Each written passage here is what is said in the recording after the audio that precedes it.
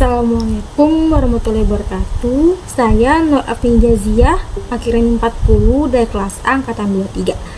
Pada kesempatan kali ini, saya akan menjelaskan tentang kata. Kosakata adalah alat utama bagi sastrawan dalam menyampaikan perasaan dan pikiran. Keberhasilan dalam sastra bergantung pada kecakapan menggunakan kata-kata dengan tepat, mengingat perbedaan arti dan rasa sekecil mungkin. Bahasa yang digunakan oleh sastrawan haruslah bahasa yang umum, yang dipahami masyarakat, meski bisa melibatkan kata-kata kuno atau daerah untuk efek puitis. Penggunaan kata-kata asing dan perbandingan juga harus memberikan efek puitis dan universal. Kesalahan dalam penggunaan kata-kata, baik dari bahasa daerah maupun asing, dapat mengurangi kepuitisan karya sastra. Pemilihan kata dalam sajak disebut diksi. Bila kata-kata dipilih dan disusun dengan cara yang sedemikian rupa hingga artinya menimbulkan atau dimaksudkan untuk menimbulkan imajinasi estetik, maka hasilnya itu disebut diksi puitis.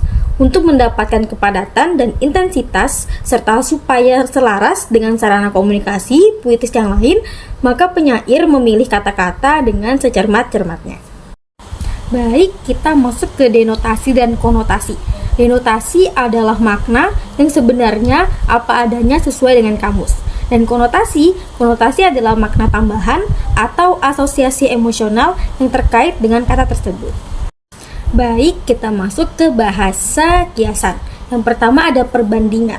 Perbandingan atau perumpamaan atau simile ialah bahasa kiasan yang menyamakan satu hal dengan mempergunakan kata-kata pembanding. Yang kedua ada metafora.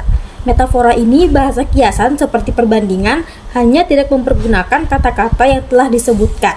Metafora ini menyatakan sesuatu sebagai hal yang sama atau seharga dengan hal lain yang sesungguhnya tidak sama. Yang ketiga, perumpamaan epos. Perumpamaan atau perbandingan epos, epic simile, ialah perbandingan yang dilanjutkan atau diperpanjang, yaitu dibentuk dengan cara melanjutkan sifat-sifat perbandingannya lebih lanjut dalam kalimat-kalimat atau frase-frase yang berturut-turut. Yang keempat yaitu alegori. Alegori ialah cerita kiasan atau lukisan kiasan. Cerita kiasan atau lukisan ini mengiaskan hal lain atau kejadian lain. Alegori ini banyak terdapat dalam sajak-sajak pujangga baru. Yang kelima ada personifikasi. Kiasan ini mempersamakan benda dengan manusia. Benda-benda mati dibuat dapat berbuat, berpikir, dan sebagainya seperti manusia. Yang keenam ada metonimia. Bahasa kiasan yang lebih jarang dijumpai pemakaiannya dibanding metafora, perbandingan, dan personifikasi ialah metonimia dan sinekdoki. Metonimia ini dalam bahasa Indonesia sering disebut kiasan pengganti nama. Dan yang terakhir yaitu sinekdoki adalah bahasa kiasan yang menyebutkan suatu bagian yang penting, suatu benda, hal untuk benda atau hal itu sendiri. Pembahasan selanjutnya yaitu tentang citraan. Citraan ialah gambar-gambar dalam pikiran dan bahasa yang menggambarkannya. Sedangkan setiap gambar pikiran disebut citra atau imaji. Gambaran pikiran ini adalah sebuah efek dalam pikiran yang sangat menyerupai gambaran yang dihasilkan oleh penangkapan kita terhadap sebuah objek yang dapat dilihat oleh mata, saraf penglihatan, dan daerah-daerah otak yang berhubungan atau yang bersangkutan. Macam-macam citraan, yaitu citra penglihatan, pendengaran, perabaan, penciuman, dan pengucapan. Berikut adalah pembahasan dari gaya bahasa dan sarana retorika.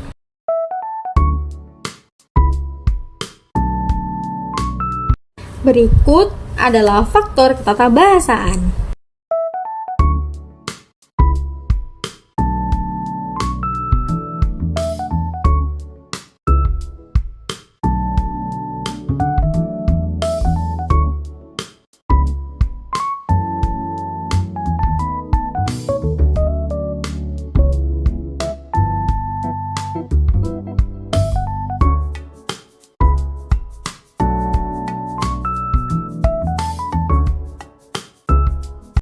Kesimpulannya, buku pengkajian puisi karya Rahmat Djoko Pradopo adalah sebuah karya yang sangat berharga bagi siapa saja yang ingin mendalami dunia puisi. Buku ini memberikan dasar yang kuat untuk memahami dan menganalisis puisi, serta membuka cakrawala pemahaman kita tentang keindahan dan kompleksitas karya sastra. Di dalam buku ini terdapat banyak sekali pengetahuan, salah satunya pengetahuan mengenai kata. Kata merupakan alat yang paling penting dalam sebuah karya sastra. Dari kata, penyair dapat mengekspresikan isi hatinya melalui kata yang akhirnya menyatu menjadi sebuah tulisan.